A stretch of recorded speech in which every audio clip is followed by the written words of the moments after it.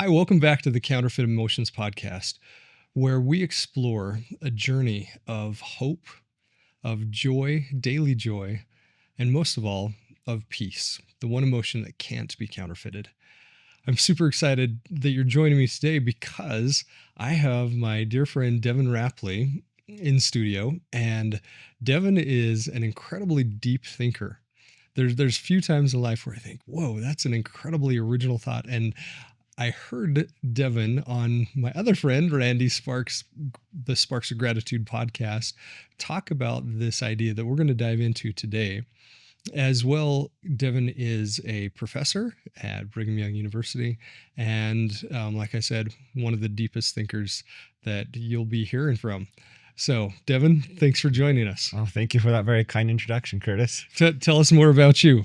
Yeah, so I guess one thing that came to mind as you're introducing me is when I first became a professor at BYU, I was in this teaching workshop, and they said, write down what you want your students to be able to do or understand or be capable of by the end of taking a course.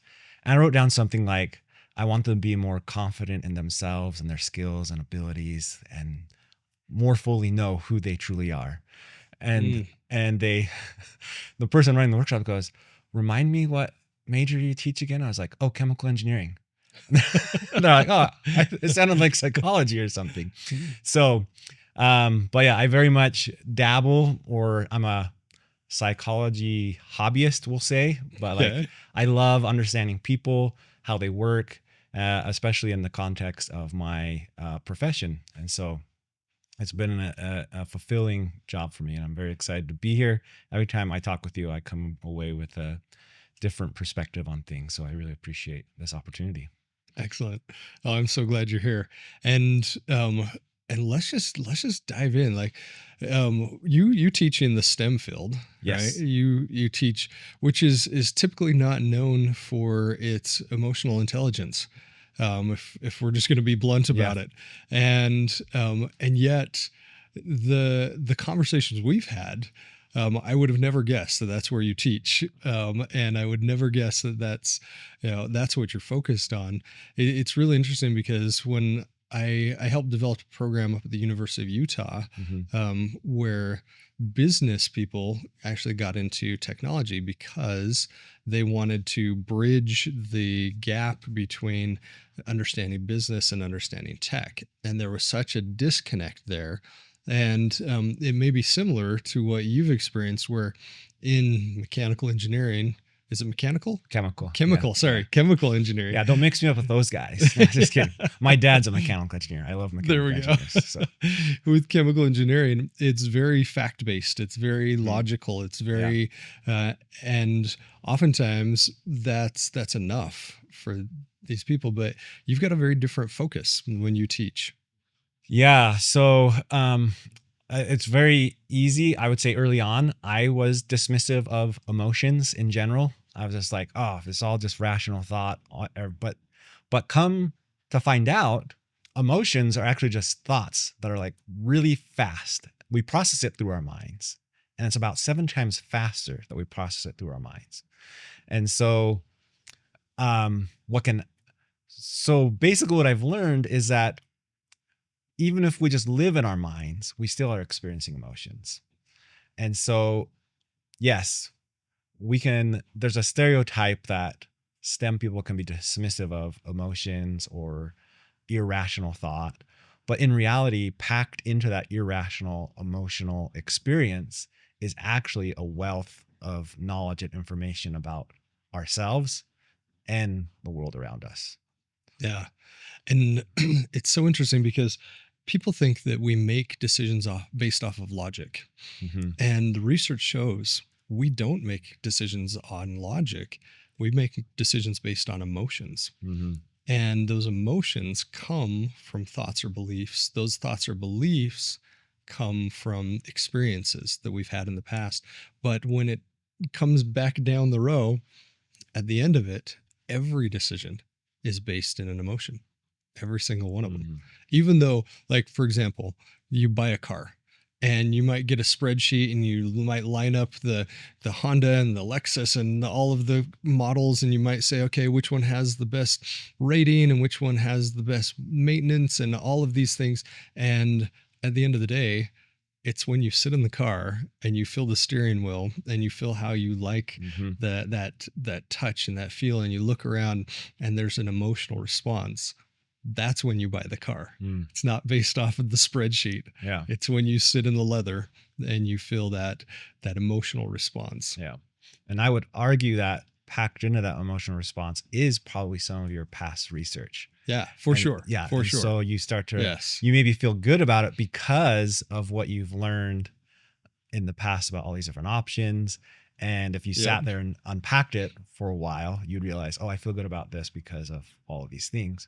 But in reality, emotions do a pretty good job of guiding us when we are aware of them and we are mature enough to sit with them. Now, we can also go the other way where we try to suppress them and we don't give them the space they need. And that's Mhm. when emotions actually drive us into poor decisions, right? And so it sort of goes both ways as I've seen it. And to some extent in the STEM field, there's been studies that have shown that we need emotional maturity, emotional intelligence, just like anybody else does. In Mm. fact, in STEM, studies have shown that people majoring in STEM at universities suffer with a higher amount of imposter syndrome. In a recent study in Nature, it showed that up to an 80% of graduate students suffer from some form of anxiety or depression. And so, Mm. and 48% of them reporting severe depression. And so we've trained and we've taught these students how to think critically about the science, about the engineering, but we haven't trained or taught them how to maybe turn that switch off when directing thoughts towards ourselves. And so there can be a lot of fear of failure, which runs counter to, I think, what a lot of students get into science for. And that's because they're intensely curious people. Yeah. And intensely curious people are okay with failure as long as they're learning and experiencing. But we get in and we start having our work reviewed and critiqued, and it's hard for us to turn that critical thinking switch off. And I should probably not say us. I should say, in my experience, what happened is I learned to think critically, and I got really good at thinking critically. And then left unchecked, I found myself thinking very critically about myself. Oh, wow. Part of that is my own nature and nurture experience. But it's sort of like this superpower that I have can also be turned into this like critical weakness, right? So Wow, that was powerful. That you learned critical thinking, which turned on yourself, yeah, and you started thinking critically about you. yeah. So how did you break out of that? How did, like, the Devin that I know is not that person. The Devin that I know is somebody that has an incredible amount of emotional maturity and emotional intelligence, but I also see the analytical. I also see the deep thinker that you are. How did you bridge that gap? I would say I wouldn't put it past tense. I would say, how am I bridging that gap? It's still something I'm working on. I love that. And some days I you might love find me. You've just maybe only happened upon me on good days, and some days I'm not as. It's harder to work through it. But here was one of the key things is that I came across, and that was acceptance and commitment therapy. Have you heard about Acceptance it? and commitment therapy. Yeah. Yes. Yeah. Stephen Hayes, he wrote The Liberated Mind. Russ Harris wrote The Happiness Trap. It's all based on this acceptance and commitment therapy. I've gone to therapy. I've gone to support groups. All of this done to raise my awareness.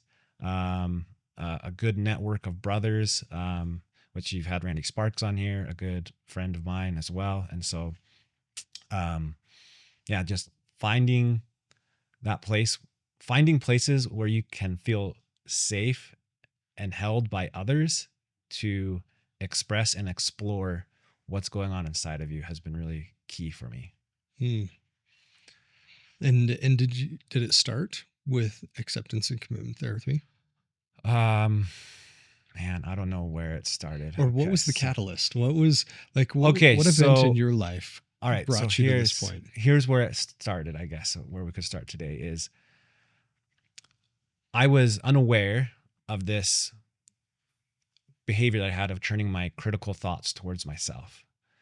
And whenever I'd start feeling that, I'd want to escape this feeling of being inadequate, or maybe I'm an imposter, or anxious, or whatever the emotion that I wasn't willing to experience.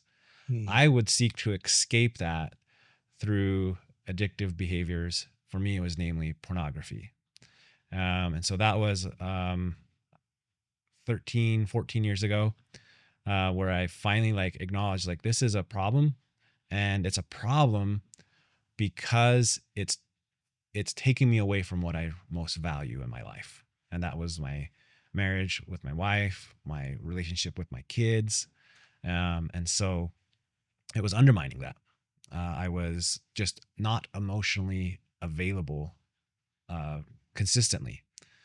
So that's when I started going to support groups to get some help and support there. I became more aware of these like tendencies and behaviors that I have. And then as I just kept doing that for years and years and years, I would find other people going on the same journey who then exposed me to acceptance and commitment therapy. And like, here's like the thing is like, as soon as I got rid of the pornography behavior, right, there was another behavior that came up to try and help me like avoid what I didn't want to feel. And Maybe distract and numb and yeah. Whether that's mhm. like a codependency or food eating, whatever it may have been. That's like there's always this tendency to like, is there a way that I can cover up or avoid this feeling that I don't want to experience? And so for me, it's just been this 14-year journey of discovering who Devin really is, what really matters to him, and how do I pivot from this sense of trying to avoid to embracing what really is, and finding ways to find joy and fulfillment in that, rather than trying to manipulate change. The scientist in me just wants to be like, all right, I know how I can turn this knob here, turn that knob there, and everything will just be exactly how I want it to be, right? Put a little Yeah. chemical here, a little Yeah. chemical there. Yeah, exactly. Yeah. And what I find is that doesn't work so well with people. It works great in the controlled laboratory environment, but not so good in life. Yeah. And thank you for being vulnerable to share your story. Thank you for being vulnerable to say, hey, I've struggled. I've Mhm. struggled with pornography. I've struggled in this area. That that's amazing. That I don't feel the shame that most people carry with pornography, addictive behavior. Yeah. Mhm. And if we can dive into that, as you know, we do with Counterfeit Emotions, we do a whole program on pornography recovery. And it's really interesting because clinically, you can show addiction to pornography. Most men are not addicted. No, most men are not addicted to pornography. What I find is that they're addicted to shame, and that they don't know how to process pain.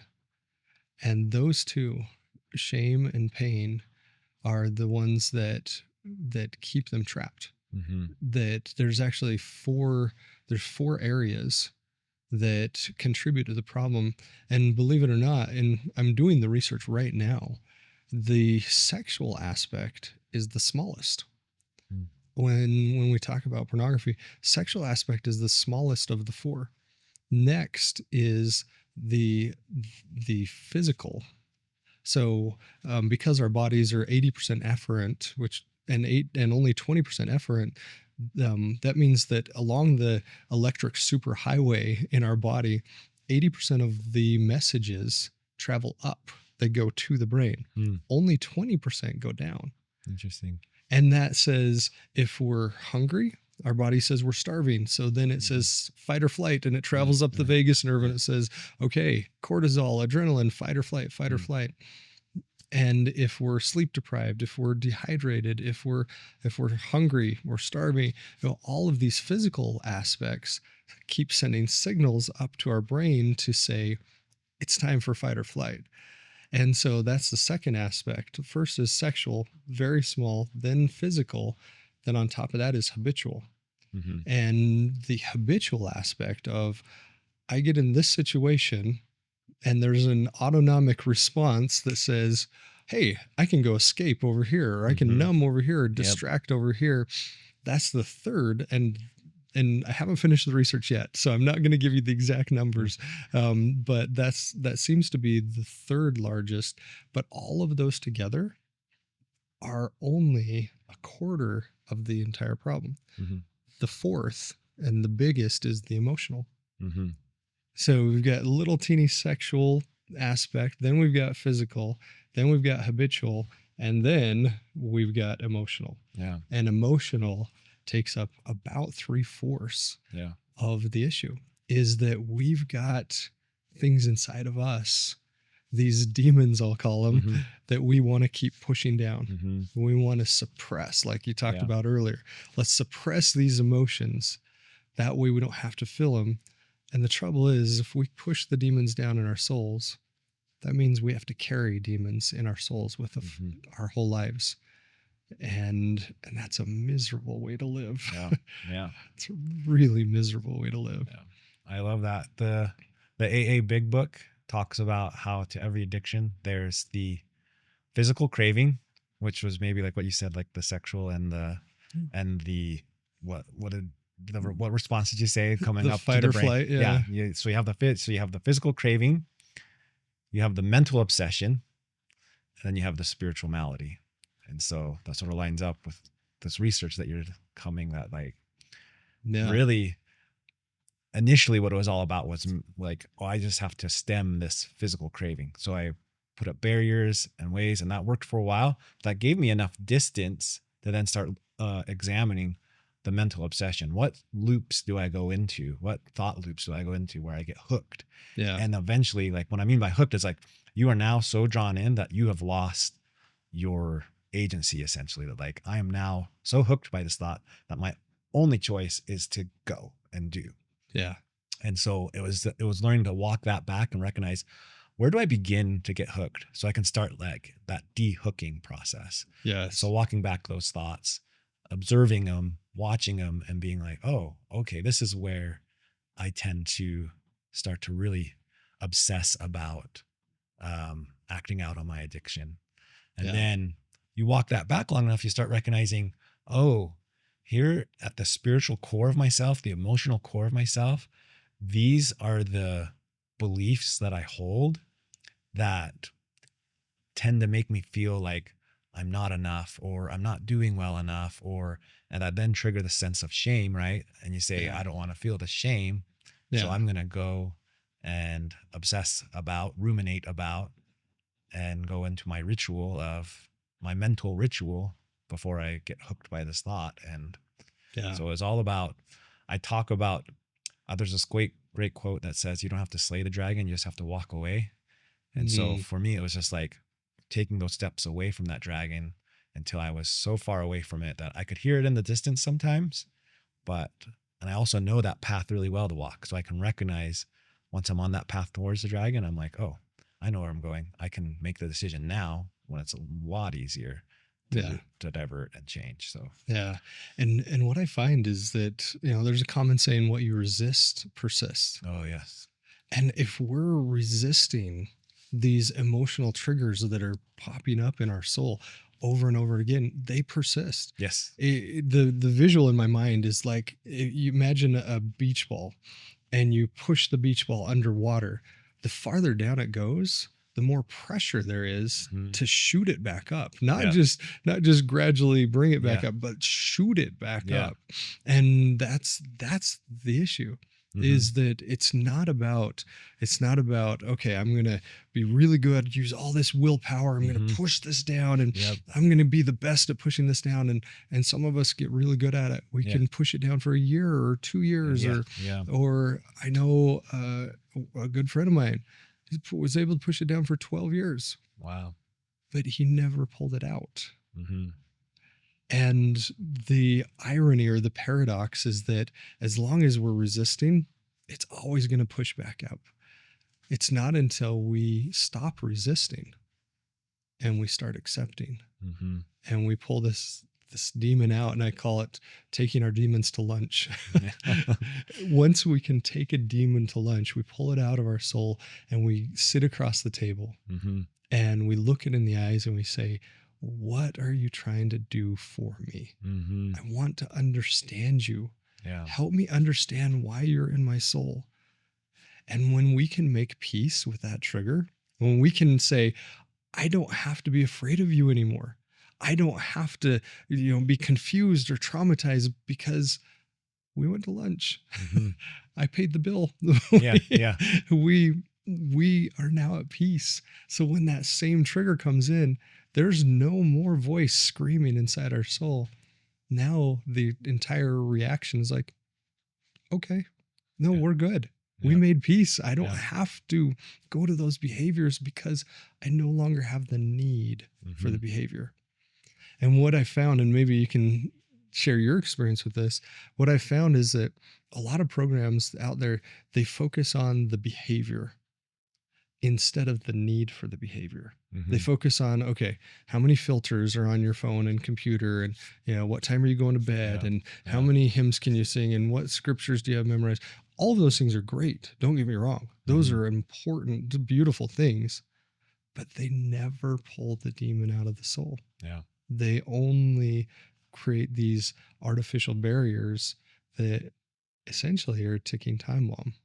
Mm-hmm. And so, yeah, tell me your experience with that. Well, my experience is I did the 12 steps, right? So that step 4 is truth, where you go through and you do the inventory, right? Yeah, And so that's important. That's where you're pulling out those demons, and you're trying. And I use whether you use prayer, meditation, whatever you need to create this space that you just described of like compassionate space for me to where it's safe to pull all this out and be like, okay, it's time for all these demons to sit around the lunch table and let's figure out what's going on. You had a whole council. I'm sure I did. And so, but in that step, it says that our thoughts, feelings, and beliefs are the actual root of our addiction. And I love that because if I can shift those, then I'm really healing that thing. And so, and sort of what you talked about sort of brings me to this point of understanding, of shifting from this idea of from righteousness to wholeness. So to me, when I think of like, I want to be righteous, there's a sense of judgment and expectation that I can hold for myself in there. Whereas if I say, I just want to be whole, I just want to make peace with all these demons, I just want to be like, and maybe somebody listening is thinking like, make peace with demons, that's crazy. But here's the beautiful thing that I've experienced as I go through that process of like taking my demon to lunch, as you described, right? Is I come to find out that demon is actually a friend. Yes. And a scared little kid that's just trying to make sense of what in the world is happening. And why was I abandoned as a child? Why was I forgotten in this key moment? Why was I left alone when I was so scared of what was going to happen in my life, and there was no one for me to really talk to. And that is the birthplace of the demon, when I don't allow myself, because we've all experienced it and we don't want to dive into it in that moment. And so we stuff it down, and that's where the demon is born. And that demon is really just a sad, scared little kid that needs to be held. And so I've done it where I've gone back in time. I've climbed into my time machine, right? And I've gone back and I found that. And I said, hey, buddy, I know exactly what you're going through. And I know it's scary. And I know it hurts so bad. I'm going to be here with you. I'm going to hold you. And I do that for a while until I feel at peace. And then I tell that little boy, I say, hey, I've got to go now, but I can come back anytime. Just let me know when you need me to visit. And that's been a really healing process that I was introduced to through the Happiness Trap with Russ Harris. So thank you so much for sharing that, because the irony is that what we think of as demons, when we pull these demons out of our soul, they're not actually demons. We get to see them, but as long as we're pushing them down, as long as we're judging them, as long as we're saying, you don't get to be a part of me, go away, I want to distract from you, then our concept is they are demons. As soon as we pull them out and we take them to lunch, we see they're not actually demons. They're an important part of us. And this is where what you said on the Sparks of Gratitude podcast really plays in so deeply, is that this idea of being whole. And we're both of the same faith, and there's a scripture that for most of my life I felt was actually condemning. That it was very condemning for me. And because it says, be therefore perfect, even as your Father which art in heaven is perfect. That's in Matthew 5:48. And I was a pretty good kid until I wasn't. Until I messed up, until I made mistakes, and all of a sudden the shame set in. But I'll let you share your thoughts around this scripture. And I believe this is actually one of the most misunderstood scriptures in all of Scripture, is that we have this idea, be therefore perfect, says be infallible, be without fault, be absolutely perfect in every action.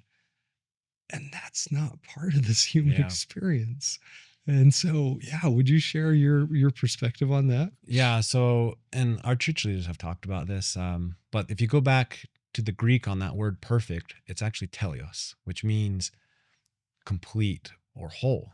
Yeah. And so Jesus is actually just inviting us into the wholeness that he is experiencing with the Father, with the Spirit, with his heavenly parents.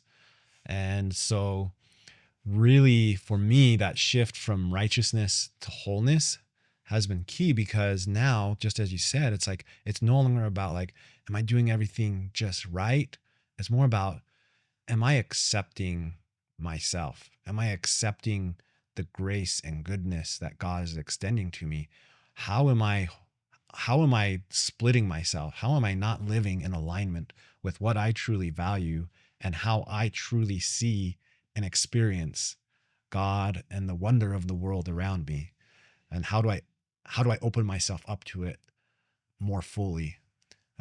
Because there's always a little bit further I can go to step into that. And so, and that word right there, splitting, that word I think is so critical, because we have all these demons in our soul, right? These quote unquote demons, which aren't actual demons, but we take them, and when we suppress them, we actually are trying to exile them. We're trying to say, hey, that mistake you made when you were 12 years old that has a lot of shame with it, you don't get to be a part of me.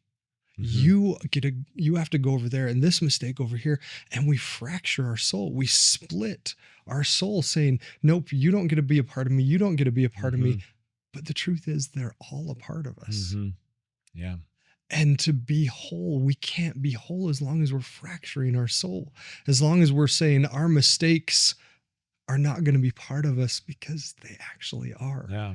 And being able to take our mistakes to lunch, these demons that we've held all these years, and then bring them back in. And instead of being fractured, instead of being split, instead of saying, well, you're not part of me, you're not part, no, you're all part of me. And now I accept you in peace. Just like you're saying, that looking that 12-year-old boy in the eyes and saying, hey, I get it. Yeah. I understand why you made that choice, and it was hard and it hurt, and there were other things that came from that.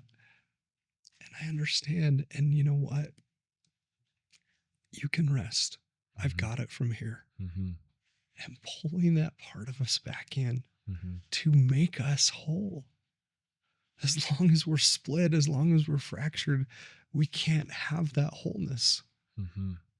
It's not until we actually accept these things we've been called demons back into ourselves with peace that we can find that wholeness. Yeah.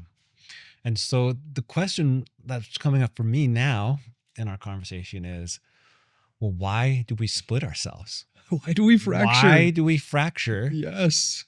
And it, to some extent, it serves some purpose. And this brings us to maybe the idea of pain and purpose.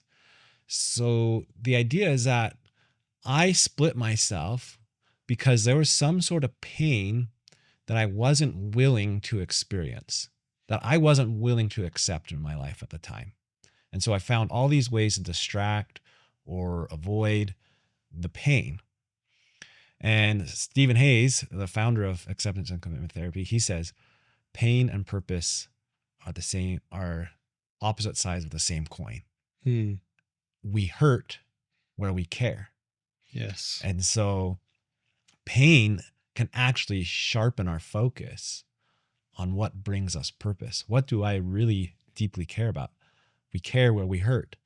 And so that has opened me up to this idea. Like, I used to think pain as bad, right? Like, if I'm experiencing pain, that's not good. 100%. Right? That was me too. Yes. But now I'm like, oh, pain is a messenger. Yeah. Just like when I put my hand on the hot stove, the pain is telling me, oh, that's hot, move your hand off, right? It's natural. And it's a very effective and quick communication method, right? But in the time that I took to say that sentence, pain tells me that in less than a millisecond, right? It's like, oh, okay, it's keeping me alive, keeping me safe. And it's sending me the message I need. So emotional pain does the same thing for us. It can come fast and hard, but if we're able to sit with it long enough and unpack it, just like we talked about earlier, like these emotions we're experiencing are just hyper fast thoughts that we need to sit with for a while and allow them to sort of unpack and be like, oh, that's what my feelings were telling me. Yeah.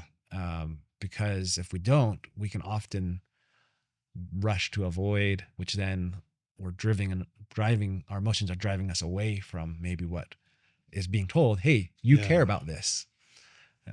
Yeah. It's so important. And that shift of understanding the true nature of pain. My entire life, I mean, it sounds like we went down so similar roads. And my entire life, I imagined that there was this big wall. Mm-hmm. And on one side of the wall was joy and love. And on the other side is pain. And we can put purpose on this side of the wall as well. Joy, love, and purpose. And the other side is pain. And my concept was just like you said, is that if I'm feeling pain, there's something bad. We're putting that in quotes. There's something bad happening. Either I'm bad, the shame, or my choices are bad, or my situation's bad. Something is bad. And the truth is, pain is a gift. And instead of the wall saying, pain, you're exclusive from joy and love and purpose, we get to choose. This side of the wall is not pain. This side of the wall is misery. Misery, by definition, is the exclusion of joy. It cannot exist with joy. It cannot exist with love. Misery is this side of the wall, but we get to put our pain on one side of the wall or the other. We can choose to just bury it underneath the tar and sludge of misery, or we can elevate it. We can lift it. We can honor the pain on the side of love, on the side of joy, on the side of purpose. We get to choose which side of the wall it's on. Yeah. Well, and wholeness, in my mind, gets rid of the wall entirely. it Ooh, says, go deeper on that. Okay, there we go. so it says, like, in life, I'm going to have experiences. Maybe I'm going to have experiences where I feel and experience misery. And for me to find joy is to basically integrate that entire lived experience and say, yeah, all this happened. I experienced all these things. And because I'm acquainted with misery, I can now experience a fuller, more complete version of joy or purpose. And so in my mind, I'm like, it's all about accepting and not trying to divide out our life experiences on saying, like, hey, you go on that side, you go on this side. It's like it just was or is, and bringing that point to acceptance of what I am experiencing, what I have experienced. And so to me, I'm like, I try to get rid of this idea of there's something dividing my experiences. And so I And don't know and how that relates with you for what you've done with counterfeit emotions. yeah, and how do you do that? Like, with how do you get rid of that wall? Go deeper there. Okay, so for me, it begins with taking the moment to be still. And so whether that begins with taking a deep breath, even just 3 breaths, and I think you've mentioned this on the podcast Mhm. before, just 3 breaths. Do that 3 times. All of a sudden, instead of being back here, I'm brought and I'm activating more of my mind and my body. I'm feeling more of the sensations in my body. And maybe I'll even close my eyes and listen to what I can hear and notice. That's interesting how when I breathe in, the air is colder, and when I breathe out, it's warmer. And maybe I can see some sunlight coming through the windows when I open my eyes and I start noticing these things. I'll press maybe my palms together. Just start activating all these different, and all of a sudden I'm living more inside of my body You're being instead present. of instead of wishing something was different in the past or hoping or expecting something to be different in the future or whatever it is. Once I'm there, all of a sudden it's easier to not feel this divide between myself and what I've experienced, whether that's misery or joy, sadness or happiness. To me, it's all a part of this journey I'm on of discovering who I truly am and what truly makes me come alive so I can bring myself more fully to the ones I love and the ones around me. And so to me, stillness and presence, because then all of a sudden it's like, it's hard, like, to verbalize. It's an experience that you have to go through for yourself. Writing also really helps to bring down those Yeah. walls, right? So like I can only hold on to one thought at a time. And maybe that one thought is like, oh, that experience, it was miserable. It was terrible. It was no good. I wish it never happened to me. But when I start writing about that experience, all of a sudden these other thoughts come up that maybe are less dominant, but really important and teaching me about what I needed to learn from that experience. So writing is really important because it allows me to have multiple thoughts held in front of me and have a more balanced approach to interpreting and understanding myself. And then having conversations like these also Yeah. help. I love that. I love that. And what we do in the recovery program is we use the whole model, WHOLE. Mm-hmm. And the first step in the whole model is to witness. Mm. Is simply witness the emotion. Is whatever's coming in. Don't judge it. Don't scorn it. Don't try and Mm-hmm. exile it. Don't anything except just witness. Mm-hmm. And kind of like laying in the grass on a summer day and Yeah. watching a cloud come into view. Mm-hmm. And we have the ability to just watch it float by Mm-hmm. without doing anything about it, Yeah. without taking action or non-action, just witnessing Yeah. and just seeing that emotion for what it is, and letting it rest without having it become a dictator. Mm-hmm. Just very simply accepting that it's a messenger. Yeah. Just like you said with pain Yeah. on the hot stove, it's a messenger. It says, hey, this is the message I'm bringing to you. And just watching until we receive the message, but not having to make it our dictator of saying, well, Mm-hmm. if you're feeling this way, you have to act on this. If you're feeling this way, you have to do this. Instead, just witness. Yeah. Just witness that emotion. An analogy I use for myself is I'm the bus driver and emotions are welcome to get on the bus. I'll stop at different places around the city and different emotions will get on, different emotions will get off. Ooh, And they're welcome to come along for the ride, however long they want, but they cannot drive. And so they may try, they may be right over my shoulder, being the worst backseat driver ever, but I'm not going to give them the wheel. And you know what? Sometimes I do. But you know what? It's just a matter of me jumping back in and saying like, hey, yeah, you were in the driver's seat. I'm back in the driver's seat now. This is where we're going. And this sort of goes to this thought of sometimes we get this model that like, I have a thought that leads to a feeling, and therefore I have this action that I must do. Yeah. But we can actually traverse that backwards. Yes. And be like, I'm feeling terrible. I'm going to actually do something different. Then all of a sudden that influences my feeling. And then that starts changing my thought patterns as well. Kind of like, oh, well, actually, if I just step outside of this pattern that I used to do, there's this great quote that goes, you don't think your way into a new way of acting. You act your way into a new way of thinking. And so that helps me when I get stuck ruminating on these feelings and thoughts. And so I'm just going to try doing something different. An example of that is think about raising your arm. Okay. Did you raise your arm? No. It's like, just because I have a thought or a feeling doesn't mean I have to do that thing, right? Yeah. I can say, yeah, thank you thought, or thank you feeling, but I'm going to do this because I really care about my wife, or I really care about my students. I'm not going to just, not prepare for my class because I'm feeling lousy, so. That's awesome. And I love the bus analogy. Yeah. I love that. You can get on, you can get off. I'm going to drive. Yeah. And sometimes, like you said, sometimes those emotions do want to drive. Mm-hmm. And it's not just the ones we perceive as negative emotions. Yeah. I mean, shame is screaming loudly. Yeah. I want to drive. Fear, oh boy. Fear is, he wants to shove you out of the bus all the way. But there's also positive emotions like joy. Joy wants to drive sometimes. And, or excitement wants to drive.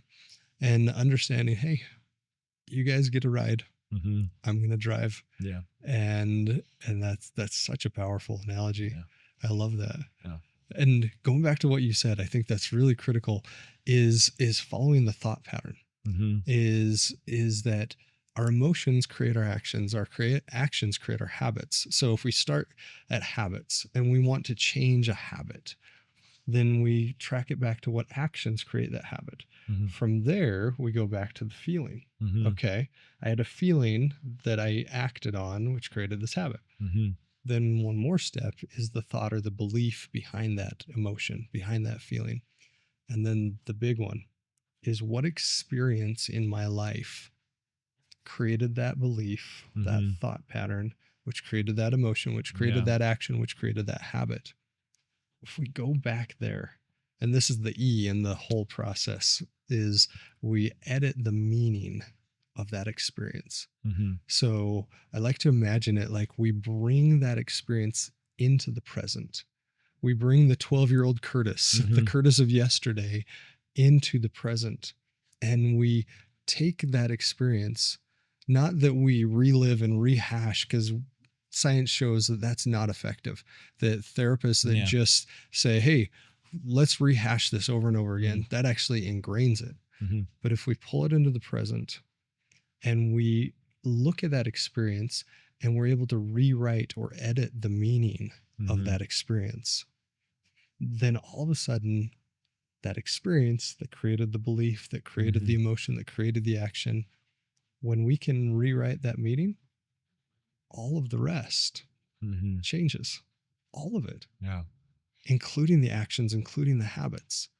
When we can go and say, hey, 12-year-old Curtis, or 8-year-old Devin, or whatever that age of the version of us from yesterday, if we can go back to that person and say, hey, I know this didn't make sense to you, which created some trauma, but let me explain that to you. Let me put my arm around you, and in a place of safety and love, like you described, let me bring you into the present.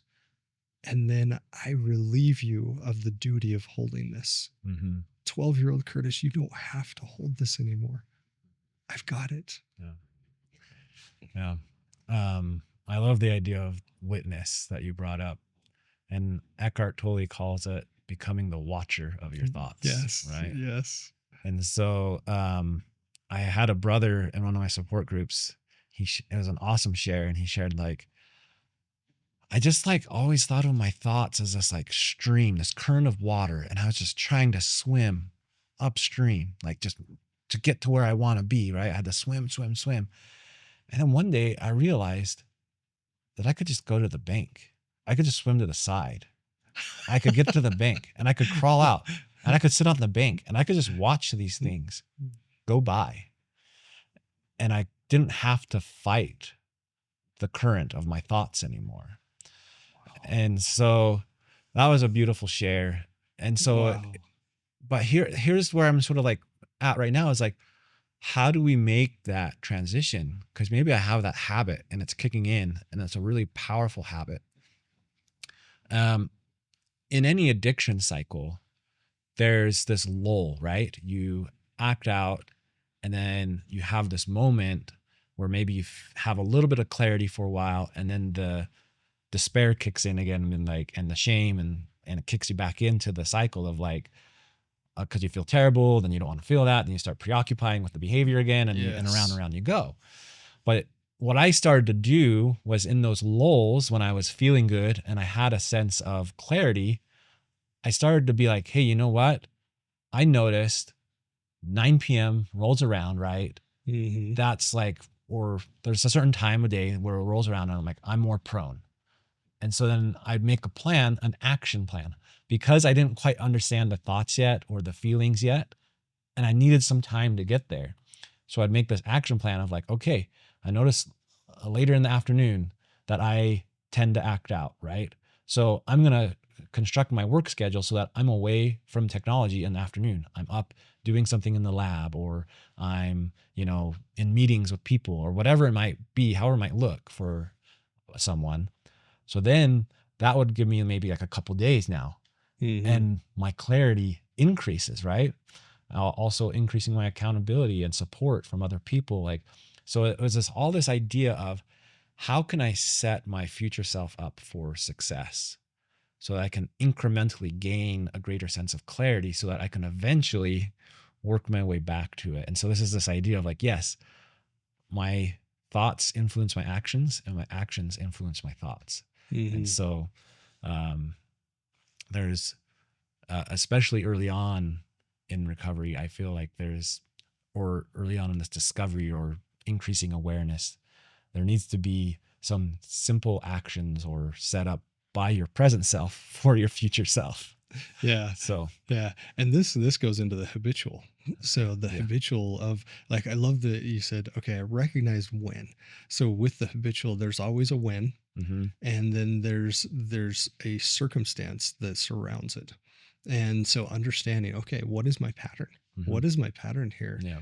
And being able to say, okay, it's time to break the pattern. It's time to get out of the habitual, because it's crazy when for myself, for the men that I share this with, is that oftentimes it's I didn't even want to do that. Yeah. I didn't even want to go there. Yeah. But it was I had gotten on the elephant and it was taking me wherever it wanted to take me. And being able to break that habitual piece, which again is the third largest versus the emotional, being able to break that piece all of a sudden says, oh, I don't have to go there. I don't need this anymore. And that's really powerful. I'm really glad you brought that up, because that's a key piece to the entire puzzle. Yeah. And I'll also add that that process, this rewiring, this rediscovery process of ourselves, it's going to be messy. And you're going to have, I had some successes, I had some setbacks. And in that process, it was really difficult for me to be like, hey, you know what? That's okay. This is the normal. I'm not just going to stand up and like a baby doesn't just stand up and start walking. That's like, oh, I figured it out, you know? Yeah. Yeah. But for some reason, as adults, we feel anytime we try to shift or change or do something new, it's like, I should be able to get it straight away. Or I feel that pressure, I should say. Yeah. I imagine other people do as well. So, Just having that love and acceptance. that love and acceptance. And so and compassion. I'm going to share this quote from Dr. Hayes that has been really helpful for me. He says, "We are treating our own lives as problems to be solved, as if we can sort through our experiences for the ones we like and throw out the rest. We live in a world that churns our own lives into problems to be solved, and in that very moment objectivize and dehumanizes the process of living, loving, and contributing as whole human beings." And so I guess this sort of brings it all together for me in that, yeah, it might be messy as I try to change and shift. I'm in the middle of that right now. And there's some times where I'm doing awesome. And there's some times where I'm just right back doing the same things I've done before. But what I've noticed is as I examine that with a sense of curiosity and acceptance, I start recognizing and saying, oh, that was 12-year-old Devin showing up saying, hi, I'm still here. Yes, yeah. I'm still working on loving you and accepting you as best as I can. And you know what? I'm glad you're here. And sometimes it's hard for me to feel that way, but I'm working on it. Will you stay here with me and just keep continuing this walk with me? And so being able to take those moments to pause, be still and present really brings me into that wholeness of an acceptance. Thank you again for sharing that with me. That I felt that as you shared that, I felt that of the acceptance.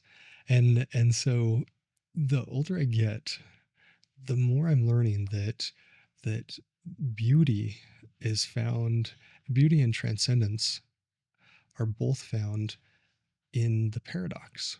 Mm-hmm.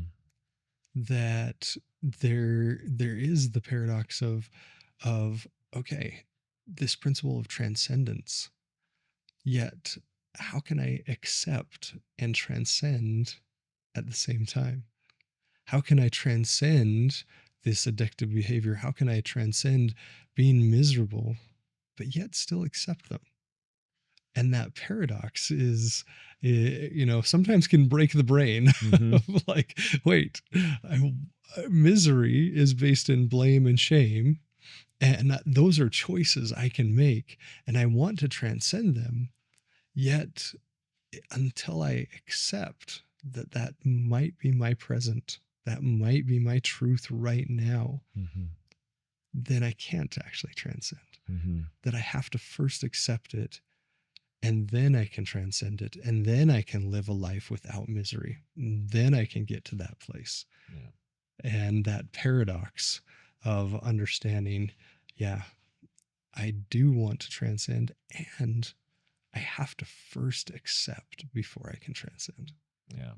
Carl Rogers says, the curious paradox of life is that when I accept myself just as I am, then I can change. And I think of it as a journey, right? If I'm trying to start in my transformation or transcendent journey somewhere in the middle, I'm going to be lost. But if I start right at the beginning, I'll find my way. And where's the beginning? Just as I am. Just as I am. And so some people may push back against the idea of acceptance because it can look like resignation or I'm just indulging. Yeah. But really, which are the counterfeits. Which are the counterfeits, right? Yes, the counterfeits to surrender is resignation. That's right. And so, yeah, that's exactly right. True acceptance is surrender. And we've talked about the teachings of Jesus. And one teaching he says is, whosoever shall lose his life for my sake shall find it. And I view that as I'm letting go of this life that I thought I was supposed to have, Yeah. that I thought how it should go, and accepting the life that I actually have. That's what Jesus is inviting me to do. Yes. That's so great that you say that, because most of my life I was auditioning for the lead role in my own movie. And the funny thing is I never got the part. And it wasn't until I realized I don't need the lead role, that I can be a supporting role in the greatest story ever told. And that's not mine, that's his. That I get to be just a support. And it's so beautiful to accept that, rather than continuing to audition every day, waking up saying, oh, this is my movie and it has to be this way. Yeah. And so I'm going to audition for this role as the protagonist in this movie. No, I don't need that. I can just be a support. I can just be a support in a much bigger picture, in a much bigger movie. Like I said, the greatest story ever told. I can be that supporting actor.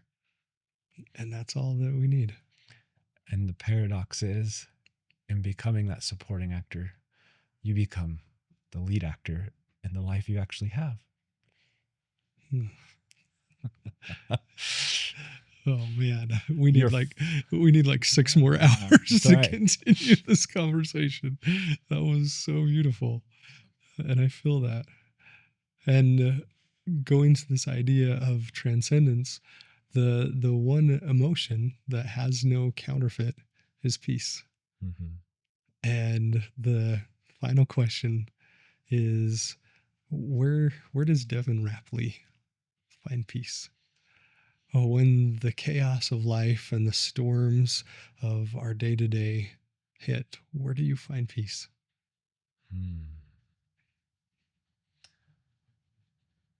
I find peace in my breath.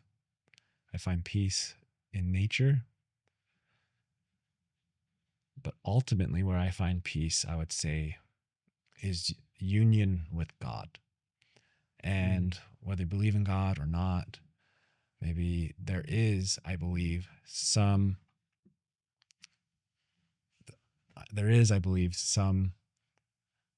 higher power, some power greater than my own, that I get to connect with daily. And getting to a place, this was a great visualization I did where I thought of, while I prayed, I could see God above in heaven looking down at me. And then I tried to view God kneeling beside me, or right beside me. But the real challenge came when I tried to imagine God inside me, in my heart.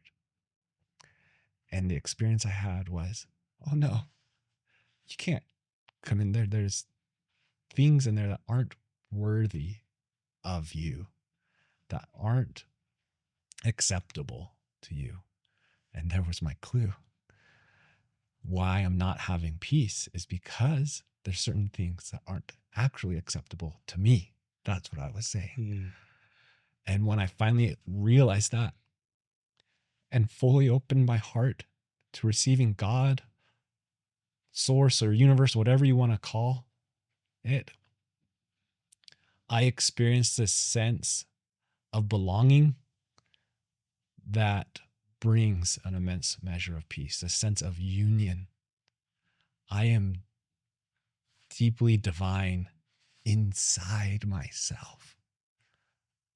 And so are you. And we are all connected to this source. Yes.